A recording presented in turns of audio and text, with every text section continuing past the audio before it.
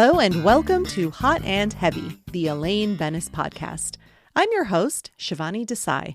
Today I'll be talking about Season 8, Episode 9, The Abstinence. Hello, listeners. I hope everyone's doing well out there. I'm doing pretty well. Life is going on. My daughter has been out of town all week. She's on her 8th grade Washington, D.C. trip, which I was so excited for her to go on this trip. She was so excited to go on it. And I don't have any contact with her all week because of the no phones policy they have on these trips, which I am all for. I would rather she not have a distracting device with her and that she concentrate on all the wonderful things they have planned for this trip that will enrich so many parts of her life. I think I haven't been to Washington, D.C. since I was probably around her age. Now that I think about it, I was pretty young. And I was a little jealous. I was like, why can't we have parental chaperones? No, the only chaperones are from the school. And I think that's for the best as well. I think they make all the right decisions on these trips. We did get a couple of photos last night from the head chaperone. And it was just so great to see all these kids at the Lincoln Memorial, at Mount Vernon. Just an amazing trip for her. And so we get her back tomorrow, get to pick her up from the airport, and I'm excited to hear all about her trip. She is always a chatterbox after these trips, has all these stories to tell us, what she loved. And, it's usually all positive. This girl loves to travel, and I feel so lucky that she is like that because, what's life if you don't want to explore? Other than that, the school year is winding down. I just had to sign up for a bunch of activities, end of year activities for volunteering. And it's all of you parents out there know the end of the year is just a series of event after event after event. And it's for the most part pretty fun, but it can get a little bit overwhelming. Truth be told, I just pick and choose. I don't feel pressure at all to participate in everything. Whatever. I'm a little more selfish with my time. And I'll tell my kids, I'll be like, hey, is it okay if I just skip this? Because I would rather not do this. That sounds really shitty, but I think I'm teaching my kids also that you shouldn't feel obligated to do a bunch of things that you don't want to do. So I think I'm being an A+ parent, if I'm being honest. The things we say to make ourselves feel better. All right, let's just go ahead and get into this episode. The synopsis for The Abstinence is as follows. George and Elaine abstain from sex, causing George to become incredibly smart, while Elaine becomes an imbecile. Okay, I'm going to stop right here. Pardon me, but I go into a lot how poorly these are written, these synopses for the episodes that I get from my coffee table book that came with the whole big box set of all the DVDs for the series. That first sentence sounds like George and Elaine were abstaining from having sex with each other. Come on, synopsis writer. What? George and Elaine abstain from sex. Like, come on, guys. Anyway, I try not to get into how much I hate these synopses, but I keep reading them because I feel like, hey, I've started with this. I'm going to keep going and I'm going to end with it. Let's see how bad they get. Well, this one's pretty bad. All right, let's continue with the synopsis. Jerry's work is affected when he gets bumped from career day at his old junior high school. What? His work is affected? I don't know. Okay, whatever. Kramer starts a smoking lounge in his apartment after getting kicked out of Monk's. The massive exposure to tobacco damages his appearance, so he decides to sue the tobacco company. This episode was written by Stephen Coren. All right, we start out the episode. The cold open is George and Jerry sitting on a stoop, and George is asking Jerry about cannibalism. Between he and Kramer, who would he eat? And Jerry chooses Kramer. George is very offended. He's plump and juicy, he points out. No, Kramer's leaner, more protein. He's healthier, Jerry says. Well, I would eat you. George is so hurt. Well, that's very nice, I guess. I'm your best friend. Jerry says, look, if other people are eating you, maybe I'll try you. Thanks. Then he asks for a piece of George's pretzel that he's eating, and George says, no. He's pretty sore about it. All right, next we're in George's apartment. George's girlfriend is telling him that she can't have sex. He's sort of confused. Just with me? She says that she has mono. Nucleosis. I hope that's not a problem for you, she says, and he brushes her off. No. So, how long will this not be a problem for me?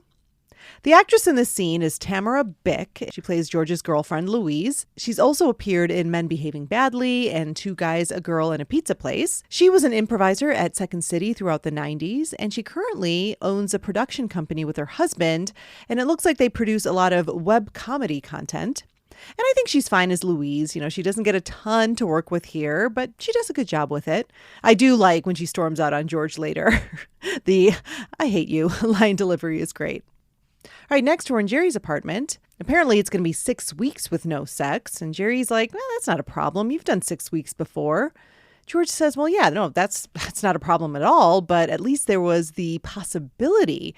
But that this situation is different because he's got a girlfriend and he has to not have sex with her. Jerry asks if he's going to break up with her. I don't want to be one of those guys. What guys? Like us. Oh, right, Jerry says. Elaine enters and George says, yeah, it's just mono. Elaine's like, mono? Well, if anyone needs any medical advice, Laney met a doctor and he's unattached. And yes, I did the hip movement in my little closet studio here. How can you not? Jerry's like, well, I thought the dream of dating a doctor was debunked. No, she says, it's totally bunk. Wait, I thought bunk was bad. She's like, no, something is bunk and then you debunk it. Huh? What? Everyone's confused. Finally, Elaine says, look I'm dating a doctor and I like it. Let's just move on. Jerry gets a call from Katie, his agent, and she has a show for him in Ohio, but he can't do it because he's doing career day at his old junior high. Okay, that's fine, Jerry. And it takes a good, 15 seconds to get off the phone with her? George overhears this and he's a bit offended that Jerry was asked to do career day and not him. He went to that school too, and he's part of a World Series winning ball club. And you were integral. My take on this scene, JLD is so cute. That, like the little hip pops that I did myself when she says unattached, is fun. And the bunk exchange always cracks me up because of how it ends with like, I should have done a look it count. It's too late to do that. I'm not going to go back now, but I do love the look-its that Elaine delivers. But yeah, we get one here. I met a doctor and I like it. So this is where we learn that Elaine is going to be dating a doctor in the episode. All right, next we're in the junior high. A teacher greets Jerry in the hallway. So nice of you to come down here. Jerry confirms that he's on next, but she informs him that the guy from the zoo, the guy with the lizards, yes. She says, well, he started feeding it crickets and the kids just love him. And we're out of time. Ew, we hear coming from the classroom. She asks Jerry if he can come back tomorrow. I'm getting bumped? You're bumping me from career day? The actress in this scene is Megan Faye. She plays the teacher whose name is Mrs. Burns. And oh my goodness, this actress has been working for decades and has pretty much been everything. I've been recently enjoying her on the show Loot, which is an Apple show starring Maya Rudolph. I highly recommend it. It's super good. She's also appeared in Ba Ba Ba Ba Ba Bom Ba Dom Bom Bom Bom Bom Bom Gilmore Girls. We have a Gilmore Girls Seinfeld connection. Before I get into what Megan Faye played on Gilmore Girls, I just want to shout out Greg here of Greg Sack Lunch because he messaged me about how I stopped doing that dumbass intro with the two theme songs kind of spliced together. He's like, oh, you're not doing that anymore when you're talking about a Gilmore Girls Seinfeld connection. And I legitimately had forgotten because it had been a really big period of time where we had no Gilmore Girls Seinfeld connection. It just fell out of my head. And he said that and I was like, oh, shit. I need to start doing that again because I know how annoying it is. And who am I if I'm not annoying you guys? So there you go. It's back. Thanks to Megan Faye. Now, she appeared in the episode of Gilmore Girls called Kill Me Now. And she played Mrs. Shales, a mother of twin bridezillas who were getting married at Lorelei's Inn. So there you go. She was in Gilmore Girls. And I love her. Megan Faye is hilarious. Such a great character actor. And this is such a small part, but she plays the teacher brilliantly. That delivery of the yes, who does that? She's amazing. But honestly, every line she delivers is just magic to me. I love, love, love Megan Faye. All right, next we are in a restaurant. Elaine is on her date with the doctor. And, well, I can't not mention that the doctor is played by the brilliant Bob Odenkirk. She asks him if doctors really like the show ER or do they think it's so fake? He's like, I don't know. I really couldn't tell you. I'm not really a doctor. Well, then I'm not really attracted to you, she says. And they both laugh and laugh. Well, he clarifies that he did go to medical school, but he still has to pass his licensing exam. When do you take this exam? I've taken it, he says, 3 times. Almost passed the last one. But basically you're a doctor. I mean, people call you doctor, she says. He's like, well, can I call you doctor? Yeah. Okay, that's all I was concerned about, Elaine says. My take on this scene, well, again, the absolutely magnificent Bob Odenkirk plays not quite Dr. Ben Gelfand. And, well, this has been pointed out on many a Seinfeld fan pages that Elaine has dated both Walter White and Saul Goodman from Breaking Bad. What are the odds of that? I think that's so fun. But yeah, this is a really funny scene. I love the premise. Elaine thinks she's bagged a doctor, a real doctor, but not quite. And I just love that ending where she's like, well, can I call you doctor? It's so hilarious. Elaine is all about the appearances. Next, we have a very quick scene at George's apartment. George and Louise are on his couch watching TV. He tries to put his hand on her leg and she says, "Mono," and he pulls it away. Next, we're at Monk's. George tells Jerry how not having sex has actually been great, so you're enjoying the not enjoying. George says, just by conversing, you can really learn a lot about a person. Yeah, I'm finding that out, Jerry says. Kramer enters and asks Jerry how career day was. Jerry says how the lizard guy went long. George is really amused by this. You got bumped from career day? It was a mix-up, I'm sure. Oh, it sounds like they're trying to screw with your head, Kramer says. Now, why would a junior high want to screw with my head? Why does Radio Shack ask for your phone number when you buy batteries? I don't know. It's one of those great little random asides that just they make me laugh. Kramer is lighting a cigar at the booth, and George is like, "What are you doing? You can't smoke in here." Larry, the manager, comes up and tells him the same. "Take it outside." "Come on, Larry, you know me." "It bothers people, and it's against the law." "You can make all the laws you want. He's still going to bother people." And then we see a quick scene of Kramer going outside, and he finds a bunch of smokers who also got kicked out. And the smoker he talks to is played by Kyle Gass of Tenacious D. Next, we're back at the junior high. Mrs. Shales is thanking Jerry for coming back. "Do you want a graham cracker?" Jerry's a little anxious. No, let's just do it. Well, then a bell starts ringing. "Sorry, fire drill." All the students come filing out into the hallway. Jerry protests, "But you promised me this spot." "Single file, Jerry." And Jerry gets in line and starts walking with all the students. Next, we're in Jerry's apartment, and Jerry is bitching about the fire drill to George, who is watching and answering all the questions on Jeopardy, or I guess I should say questioning all the answers.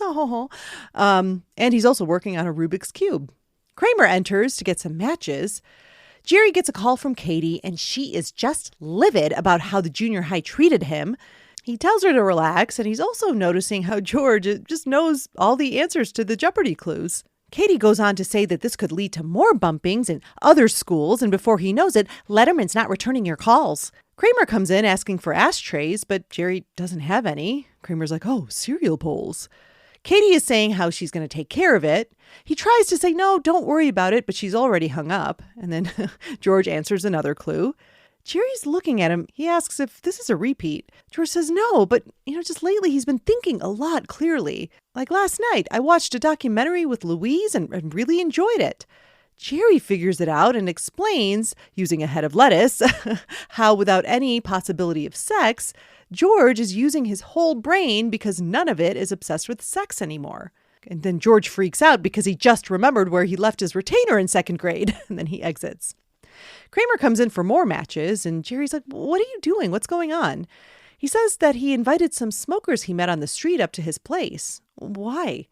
Kramer goes on a rant about how smokers are still human beings and won't be flicked into the ash bin of society. "We're not going away, Jerry." Jerry's like, "All right." All right, next we're at Monk's. Elaine is asking Ben about selecting a cadaver. And he's like, "I don't know. Dead bodies really gross me out." I just love Bob Odenkirk in any shape or form or role. He's so funny to me. Ooh, Sue Ellen Mischke walks in with a man. Oh no. Elaine tells Ben who it is, an old brawless friend I hate. Elaine? Oh, hi, Sue Ellen. Sue Ellen introduces her man friend to Elaine as her old friend and tells Elaine that Rick's a periodontist. He does Giuliani's gums. Well, Elaine comes back introducing her boyfriend, Dr. Ben Gelfand. And Ben says, well, I'm an intern. Hey, stop kidding, Ben. She emphasizes to Sue Ellen, he's a doctor. He's a very good doctor. A woman calls from the back that Carlito has just passed out. Can anyone help? Elaine gets up and says, there's a doctor right here. No, Ben says, all annoyed. There's not. Can't you at least tell him what to do? Like what? Ben says. Sue Ellen says, shouldn't he elevate his legs? Yeah, elevate your legs. Sue Ellen looks at Elaine quite smugly, like, yeah, nice doctor boyfriend. Elaine is so embarrassed. My take on this scene, what a brilliant move to bring Sue Ellen Mischke back for this episode. Like, Elaine thinks she finally has something to brag about and be on par with Sue Ellen, yet she comes in with a periodontist to the mayor of New York City, and then for Ben to just totally shit the bed during a medical emergency in front of Elaine's Lex Luthor. Just absolutely perfect heightening for Elaine's story. I just thought it was so well done. And this is where we see, Elaine thought previously, okay, I can just call him doctor. That would be enough. But after this humiliation in front of Sue Ellen Mischke, she needs to make damn sure he passes that exam. And then again, I can't say it enough. Bob Odenkirk is so funny. I love his, no, there's not. You can hear that Chicago accent coming out. Not that I'm one to talk. Oh my God, you guys, when I am editing this podcast, I hear so hardcore my Michigan Midwest accent. It's like, I'm not in denial that I have that accent, but I also think like, it's not that bad. And then I listen to the episode and I'm like, welcome to Hot and Heavy. I'm like, ew. Oh, well, it's me, guys. That's, I'm not going to apologize for where I come from. When Elaine slams the table, hey, stop kidding, Ben. It's so funny. And the way she says, he's a very good doctor. I mean, Elaine is all in. And then the smug bug look at the end by Sue Ellen Mischke, their chemistry is so great.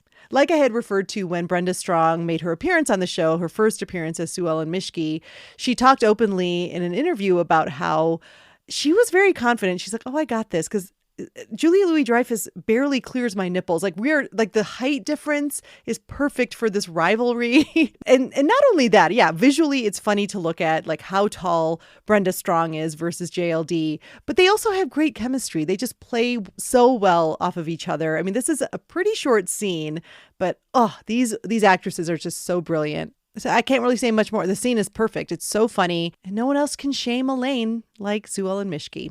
All right, next we're in Monk's. This is later in the day, and Elaine is bringing flowers for Carlito. She tells Larry, the manager, that she hopes he feels better. Ben really wished he could have helped. I thought he was a doctor, Larry says. Oh, he is. Kind of. I mean, I call him doctor. Larry walks away, and then Elaine notices George in the back booth reading a bunch of textbooks. She calls out his name, but he puts up a finger because he's so interested in what he's reading. And he says, of course, absolute zero. She's like, what is with all these books? I stopped having sex. My take on this scene, I like this interaction between Elaine and Larry, her apology and the flowers. And Larry gets some good stuff in this episode, and he's so funny. And JLD, once again, the awkwardness she plays so well. I love kind of. I mean, I call him doctor. And then we have a short little Benestanza moment. It's very funny. And I have to say, I love this plot for George as well. This is what a fun thing for both JLD and Jason Alexander to play. Getting smarter and getting more stupid. Next, we are in Jerry's building. The hallway is all smoky. Kramer is sort of managing his smoker guests in a smoking jacket.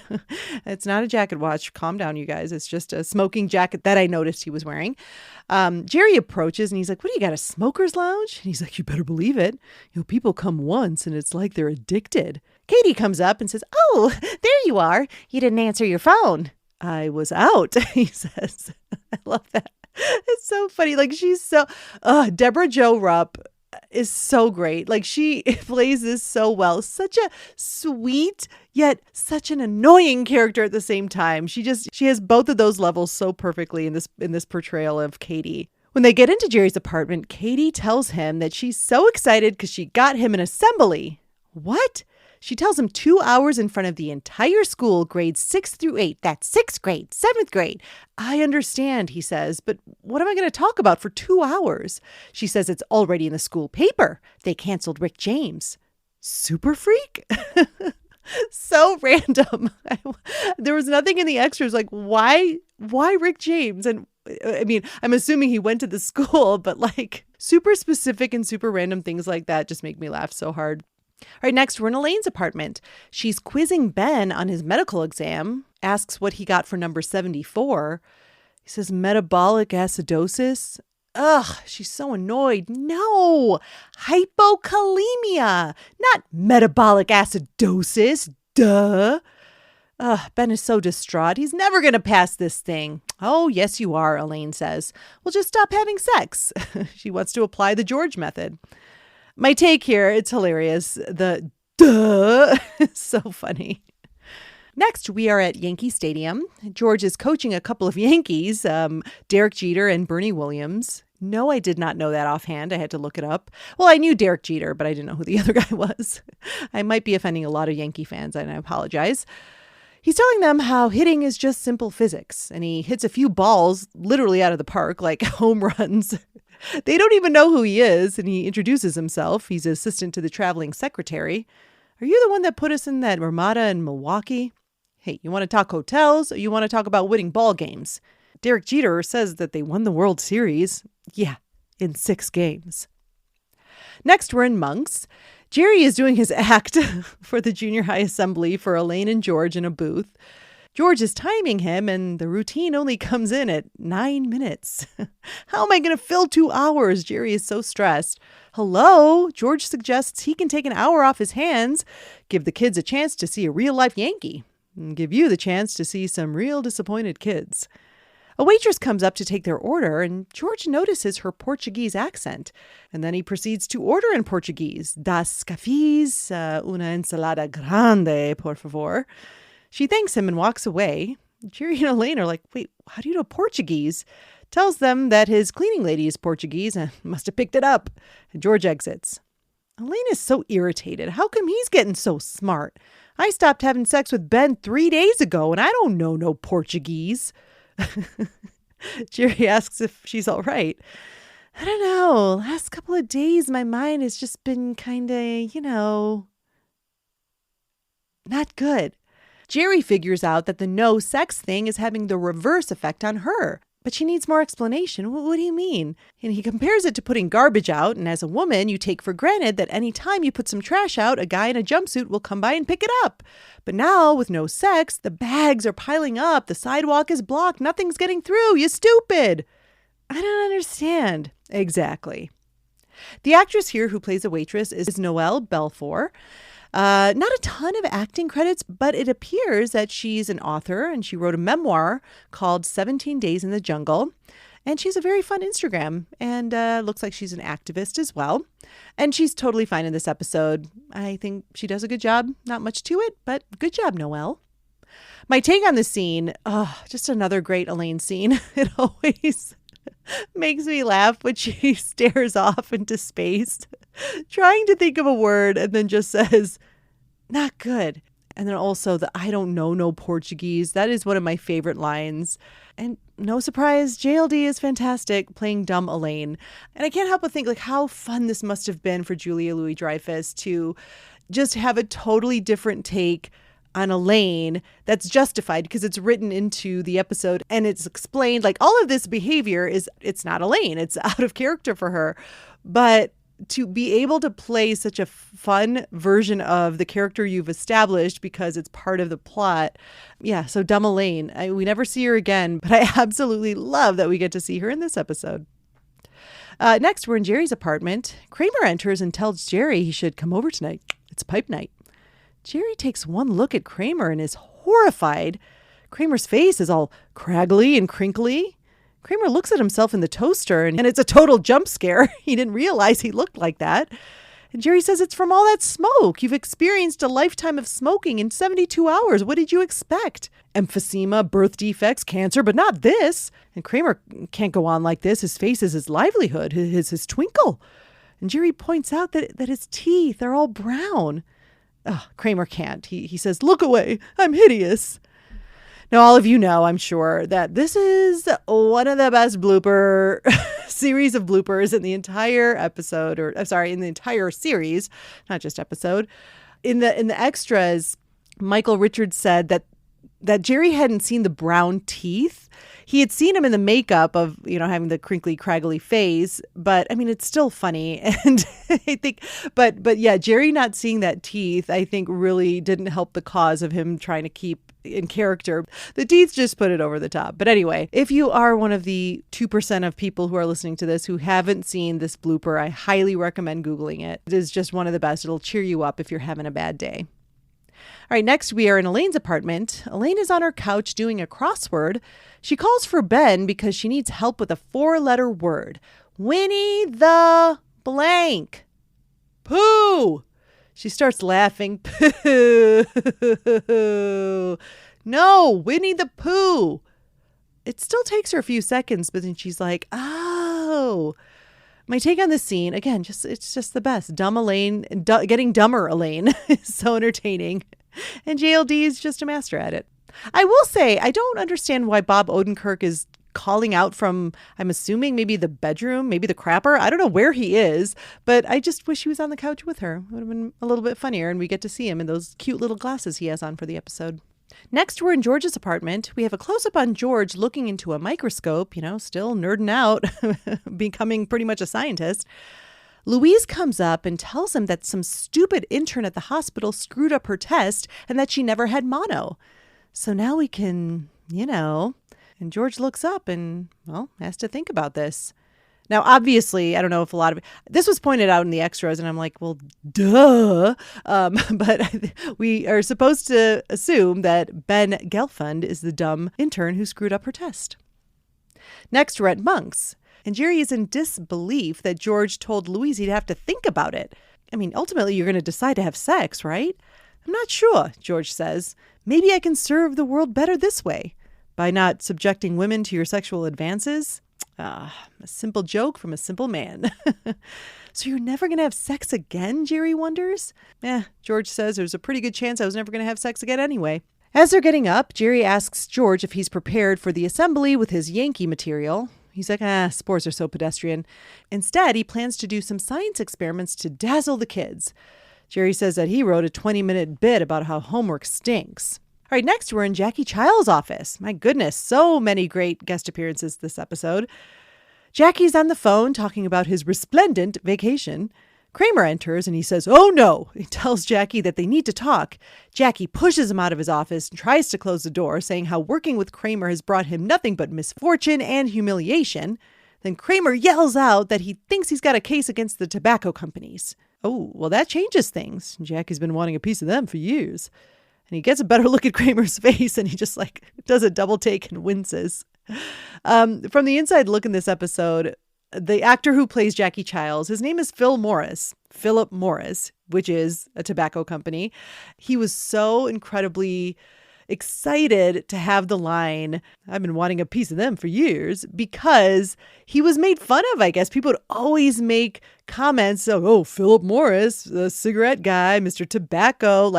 I'm like, what kind of bullies were these? But anyway, he just was like, this was always part of my life, being referred to as somehow, related to the tobacco industry, cigarettes, blah, blah, blah. This was like the second big sort of coincidental thing with his life. The first being that he's doing an impression of Johnny Cochran when he grew up with Johnny Cochran. He lived in the same neighborhood as him and would see him all the time as a child growing up and heard him. And he's like, I knew this man backwards and forwards. So the fact that I was basically doing an impression blew my mind. And then this whole thing with him as Philip Morris taking on the tobacco company, he was like, I just couldn't believe it was another huge coincidence with my own personal experience.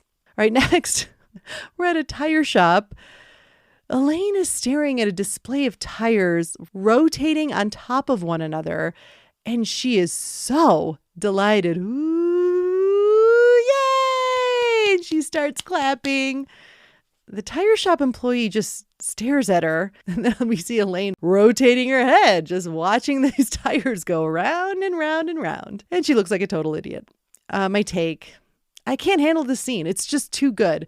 Elaine becoming more and more of an idiot.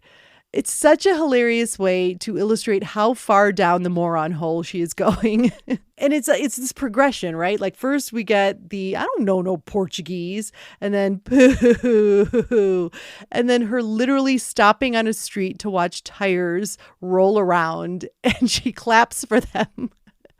Oh, it is so well done. And I have to shout out the guy playing the tire shop employee just staring at her. He makes the scene even funnier. And he's not credited, unfortunately. I couldn't find who he was. But just how fun would that be? What a great day on set. He just hired to stare at Elaine being a total moron. But yeah, like that look on his face is perfect. Like, what is she doing?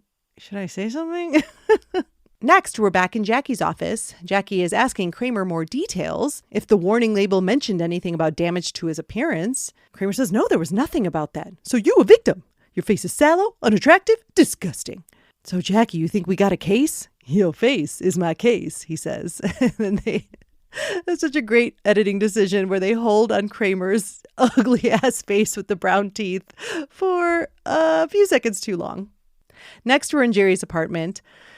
Elaine enters and Jerry asks how she's doing. Not good. I'm a moron, she says. Jerry says, oh, it'll be fine. He'll pass his exam and you'll have sex again. Well, Elaine says, that brings us to why I'm here. Elaine sits next to Jerry on the couch and asks, you got 11 minutes? For what? And then she looks at him all flirtatiously. Jerry is shocked. Oh, come on. She tells him that she just needs to clear her head. It has nothing to do with you. I think it has something to do with me. She even offers that he can read the paper throughout the whole thing. He considers it for a beat, but he's like, no. This is too weird. Okay, Elaine relents. And then she asks, is Kramer home? My take on this scene, wow, the lengths Elaine will go to. This is such a great scene. Jerry Seinfeld's great in this scene as well. I just love how shocked he is. He plays it super, super funny. And Elaine asking if Kramer is home. Good God. I mean, it just really shows how desperate she is. I almost wish that we got to see her at Kramer's door. He answers and she sees the craggly face and she's like, yeah, I'm out of here. All right, next we're in Monk's. George is doing some experiment on the table while Louise just glares at him. He starts explaining something about Euclidean geometry. She interrupts and says, George, I need to have sex.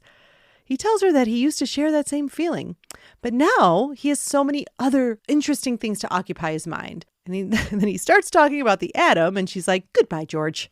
She gets her stuff to leave. I hate you, and exits. What a fascinating turn of events, he says. The Portuguese waitress comes up. Mas café? Ah, sim, he says, and she smiles at him as she pours. Next, we're in Jackie's office. A rep from the tobacco company is there, Mrs. Wilkie. Jackie says how her product has turned Kramer into a freak. Who could love me, he says. Well, she disagrees. She thinks Kramer has a rugged, masculine look. And she looks at him, and Kramer smiles back with his craggly face and brown teeth. Rugged, Jackie says. The man's a goblin. And it's only been 4 days. By the time this gets to trial, he'll be nothing but a shrunken head. Mrs. Wilkie says, okay, she will have their offer by the next day. And she exits. Kramer and Jackie are so excited. We did it! Jackie's cashing in on your wretched disfigurement. Next, we're in Elaine's apartment. Elaine is so excited. Ben has passed his exam. She's trying to undress him to have sex, but he stops it. He tells her that he doesn't want to see her anymore.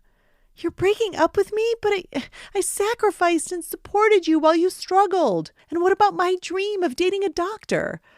He apologizes, but he says he always knew that when he became a doctor, he'd break up with whoever he was dating and find someone better. That's the dream of becoming a doctor. Dumb Elaine isn't getting it. Look at, are we going to have sex or what? My take. Hilarious resolution to Elaine's plot. Again, and this is the last time I'm going to say it, Bob Odenkirk is fantastic. I love his delivery of, that's the dream of becoming a doctor. It's said so well. And then Elaine asking, look it, are we going to have sex? So funny to me. And we get another look it. Delightful. All right, next we're back at the junior high. It's assembly time, and Katie tells Jerry that once the glee club is done, first George will go on and then you. George finally gets there, and Jerry wonders why he's so late. I got lost on the way over here. Lost? We went to school here for 3 years. George sees the test tubes and puts them on his head. Take me to your leader. Oh no, you had sex with Louise, Jerry thinks. No, he says, the Portuguese waitress. Huh? I calculated my odds of ever having sex with a Portuguese waitress. Mathematically, I had to do it, Jerry. Katie tells George it's time for him to go on. And he's like, oh, I'm not going on. Well, why'd you come down here? To tell you about the Portuguese waitress. Yeah, it's good to have you back, Jerry says. Katie's getting impatient. One of you has to go on. All right, Jerry says, I'll do it. Jerry goes out there and starts his act. And the kids immediately start booing him. Next, we're in a cab, and Kramer thanks Jackie for the lunch they just had. Jackie's wondering why they haven't yet heard the offer from the tobacco company. Kramer's like, well, Mrs. Wilkie called me at home, and we had a powwow. Who told you to have a powwow? I didn't tell you to have a powwow. Kramer says she made an offer, and I took it. How much? Oh, no, it was no money. No money? What do we get? He points out the window, and there's a huge billboard of him in Times Square as a sort of Marlboro man. And Jackie cannot believe it. This is the most public of all his humiliations. There's a tag to the episode where David Letterman is talking to Jerry on the phone.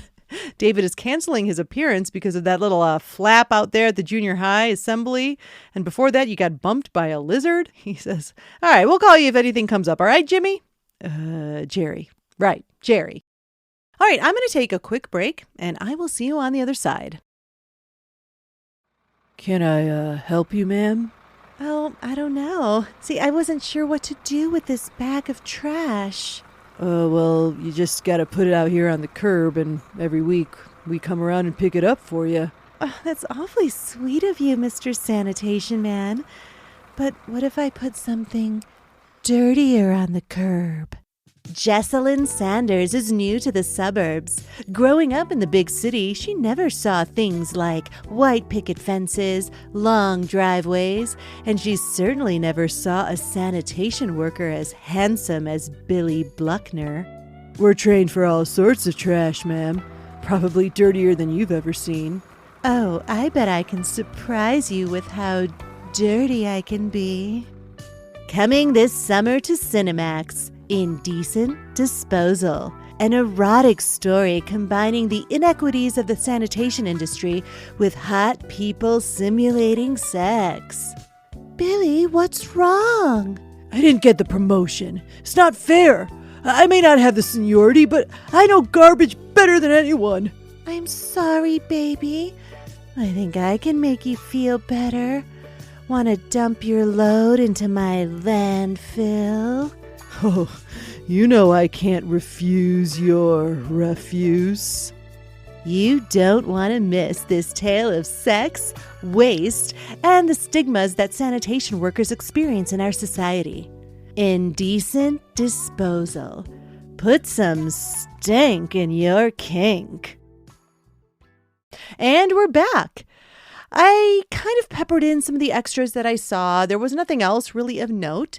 So let's move on to Greg's Sack Lunch. Greg is our most dedicated contributor to this podcast, and every week he sends in a sack full of his thoughts. First in his sack are his overall thoughts. He says, while this episode is packed with guest stars, I feel like we've crossed into more silly than funny territory.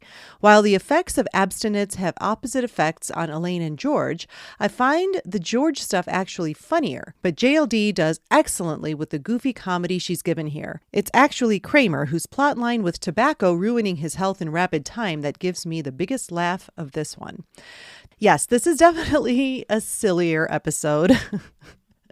But I think, that this is the progression of the tone of Seinfeld. I think especially after Larry David left, the comedy got very broad. It's definitely less grounded.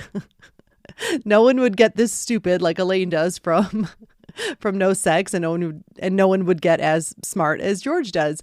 But I think it works. I just love it so much because of the performances. Jason Alexander is brilliant, as is JLD. She does such a good job acting stupid. And like I said earlier, these characters are so well established to have a justified way to play them pretty much the opposite of what you've played them before. How fun, and what a treat as the audience to see that. And I agree. I mean, the Kramer plotline is unparalleled. It's so funny. Next in Greg's sack are his favorite scenes and Elaine moments. He says, I like how Elaine interrogates Better Call Saul about his status as a doctor and whether people call him doctor, and most importantly, if she can refer to him as one. This is so petty, but it's funny because I do think a lot of people think this way. Image is everything, thirst is nothing. It plays out well, too, when sure enough, Sue Ellen Mishke struts her high and mighty ass into the diner. If you're so highfalutin, why are you in this diner? Ooh, I never even thought of that. Yeah, why is she bringing her fancy periodontist into Monk's with her updo and fancy jacket? Like, I mean, you're right. It doesn't quite make sense, but I forgive it because we get this interaction with Elaine. We need her Lex Luthor to be the one who discovers how embarrassing it is to be dating not so quite doctor who keeps failing his medical licensing exam. Greg goes on to say, I think my favorite Elaine line is when she says to Better Call Saul when they're studying, not metabolic acidosis, duh. For some reason, duh is a word that always makes me laugh.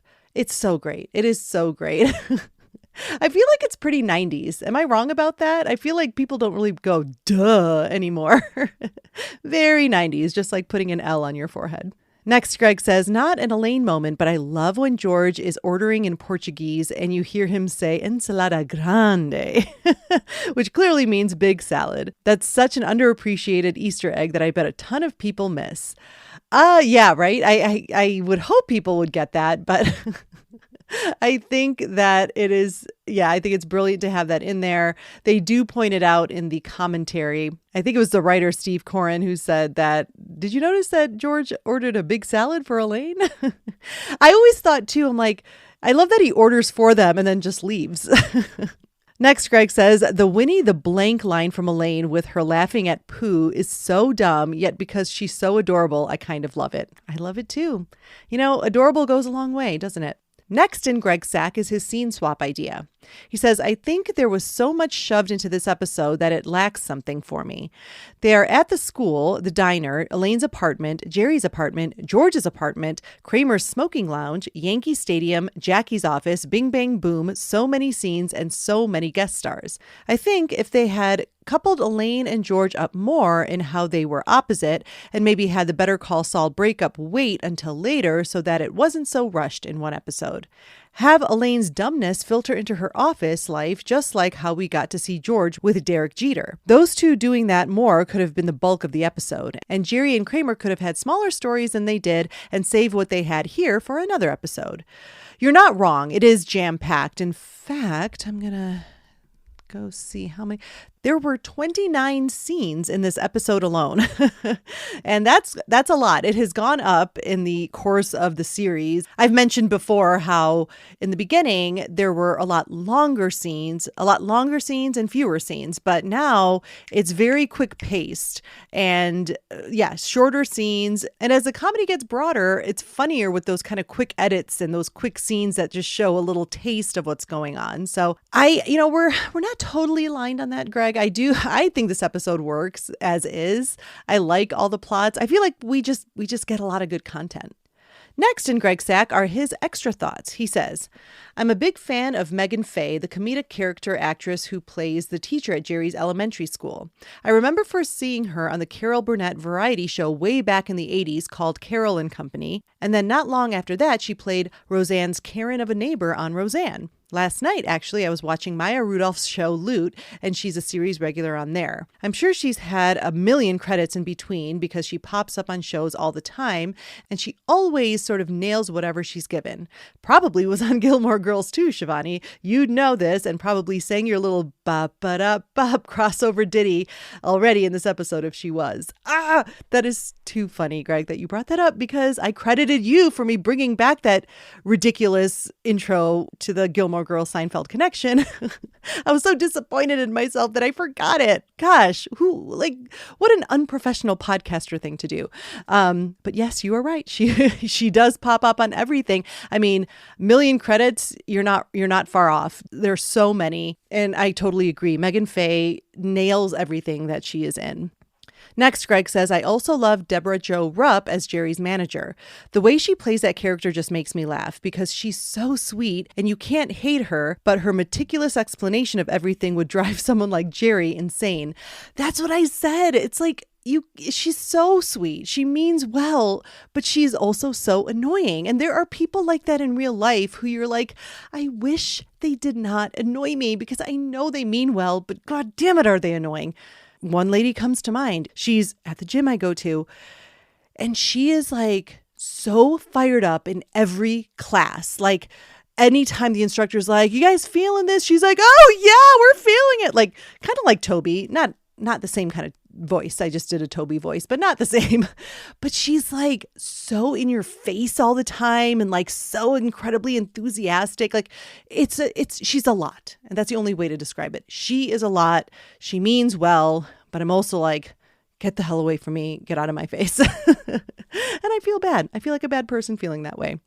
Next, Greg says, if your listeners ever have a chance to watch the outtakes of this episode and see the part where Kramer's face and teeth are all browned and he says, look away, I'm hideous, and Jerry cannot hold it together, it's up there as one of the funniest bloopers ever.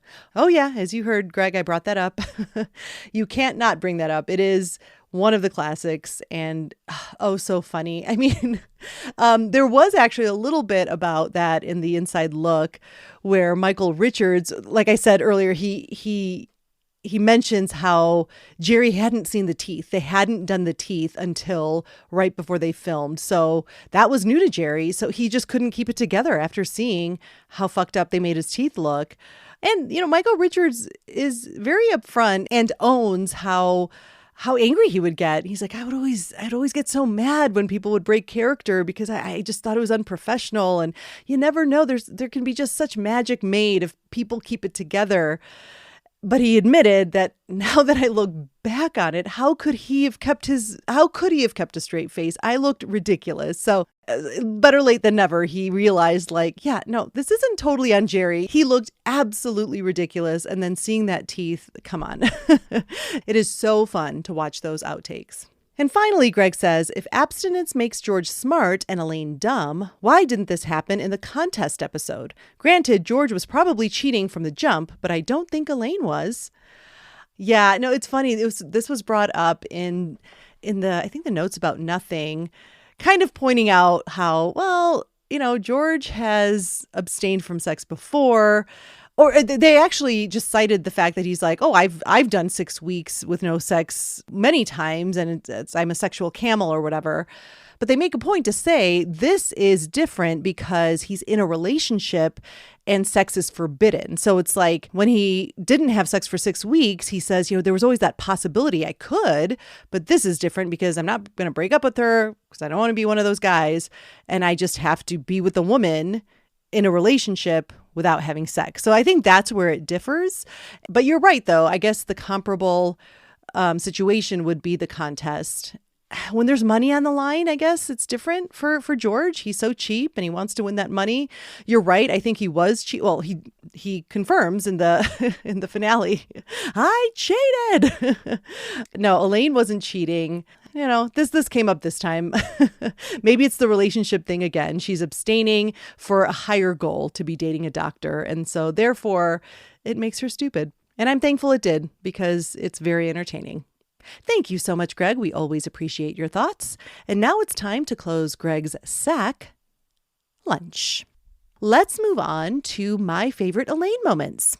Wow, it's kind of hard to choose. I feel really spoiled this week. There are so many great moments. But I think I'll have to go with her blank stare at Monks when she's trying to think of that word. And she finally says, not good. I mean, just a stare makes me laugh out loud every time. A very close second would be, I don't know no Portuguese. Honestly, very interchangeable. I don't know no Portuguese and the blank stare, both could have top billing.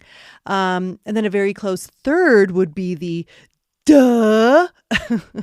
A very close fourth would be, look are we going to have sex or what? And then a very close fifth would be her clapping at the tires. I mean, there's so many. I kept going through the episode. I'm like, I have to include this. I have to include this. Bottom line, multiple favorite Elaine moments because she gave us just a masterclass at being a fucking idiot. And I love it. My final notes for the episode. This is such a strong Elaine episode, as evidenced by all of my favorite Elaine moments and my constant laughing throughout talking about this episode. And honestly, this episode sort of sneaks up on me. It's not top of mind when you think of a classic Elaine episode, which I sort of love. Like, sure, we always think about the Elaine dance, Stella, Spongeworthy, but Dumbass Elaine ranks up there as well. And I love this plot all around. The premise is great. Bob Odenkirk is perfectly cast and has fabulous chemistry with Julia Louis-Dreyfus. Sue Ellen Mischke makes her appearance. I just love everything. There's not a lot of Benestanza interactions here, but I do love that it's kind of this distant Benestanza link with George getting smarter and Elaine getting dumber by having their no-sex relationships. It totally works. I've always said the more Benestanza, the better the episode. But this is like I said, like a distant Benestanza. They're still linked, but there's not a lot of scenes together, and it still works. And overall, everyone has fun stuff happening. Really great stories for everyone. I mean, obviously, the Kramer stuff is what this episode is known for. I mean, that smoker's face, it's definitely the funniest part of the episode. So everything else is a bit overshadowed because of that big scene with Kramer's face looking like a goblin. But this is a really stacked episode with quality stories and just fantastic moments for the main four. And after rewatching this for the podcast, I'm like, this is definitely one of my top 10 episodes. Really strong all around. Great writing, great performing, great guest appearances. Woo, just an embarrassment of riches. And I think that's all I can say about the Abstinence. Please be sure to follow Hot and Heavy on social media. On Instagram, it's at Hot Heavy Elaine. On TikTok, at Elaine Bennis Podcast. And if you'd like to email me, please do at elainepodcast@gmail.com. Also, I haven't reminded you guys to do this in a while, but please rate and review. I would love a 5-star review from you guys. I would so appreciate that. It really does help. Thank you so much for listening, and I will see you next time.